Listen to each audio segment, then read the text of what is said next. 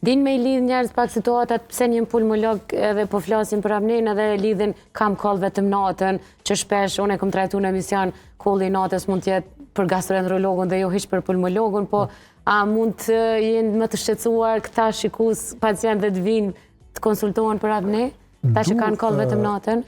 Duhet As lidhet asgjë. Kolla më pak lidhet me apnen, ngërhitja lidhet. Për ngërhitjen e ndërprerja, e frymarrjes. Kolla më pak lidhet me apnen e gjumë dhe më shumë lidhet me problemet rrugëve të poshtme frymarrjes. Bronkiet ose sinuzit, rrjedhje sekrete nga unda, mundet të jetë astma tipike, sidomos natën. Mos harrojmë shpesh natën njerëzit kanë ata që kanë alergji në pluhur shtëpisë, kanë shpesh koll natën, sepse gjatë natës shpesh kanë akarienën në dyshekët e tyre. Akarienët janë, ose që ne e quajmë pluhuri I shtëpisë, ai faktikisht janë akarienët që jetojnë në dyshek, në jastëkët, në çarçafët e tyre dhe pastaj gjatë natës e inhalojnë akarienët edhe shkaktohet domethënë kolla kronike.